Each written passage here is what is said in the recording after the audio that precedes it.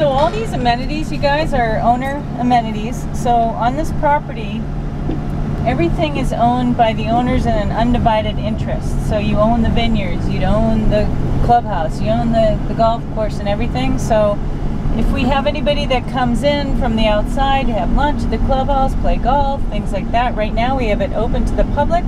That money goes back into the homeowners association. So David was talking about the grapes. So we make about 10,000, it's not 7, it's more like 10,000 bottles a year of our yield, which is nothing because we can make about 600,000 bottles. But we make enough to supply the owners with their yearly allotment, which is like 380 bottles each. And then we sell the grapes on the open market. So we have some vines at the front of the property that are over 75 years old. Yeah, some highly sought after Malbec grapes locally with some of the other winemakers. So we sell those grapes in the market. Now we're talking about potentially expanding our wine production.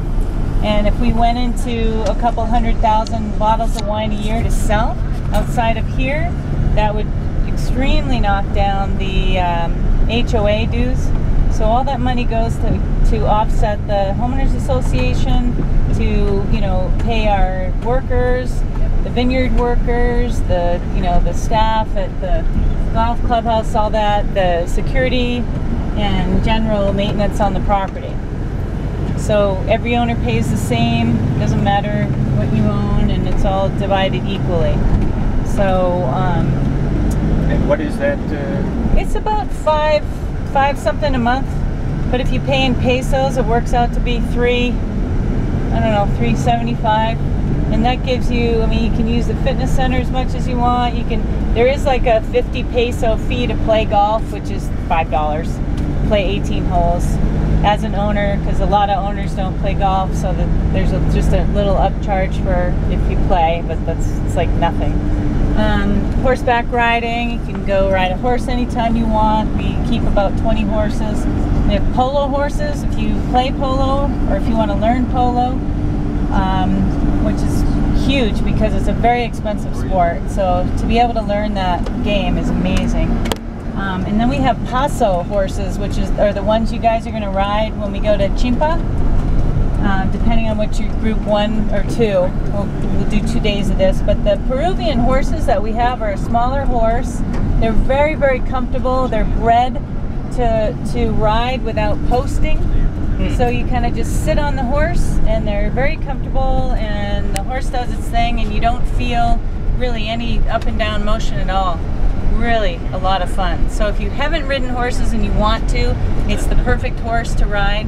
If you have ridden, then you'll be amazed at how much you're going to like these Are you using Western horses. or We're supposed to go to the clubhouse, the golf clubhouse. Something I went with. Ah. Leslie, are you using Western, Argentine, or English style? They're English, but they're kind of with an Argentine flair. They put like nice big blankets and things like that, extra comfort. Yeah.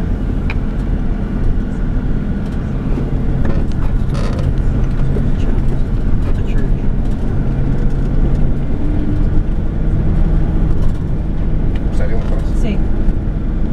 So just, you're kind of looking here, the golf course, just to give a little bit more info on that.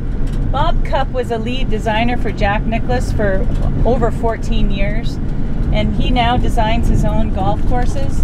The reason why we selected him to do ours is because he's very famous for what they call a heath, H-E-A-T-H course, which is like if you go to, Scotland or Ireland, the heath courses are the use of natural terrain. So the very first golf courses that were ever created, you had a bunch of farmers that went out and just mowed their area, and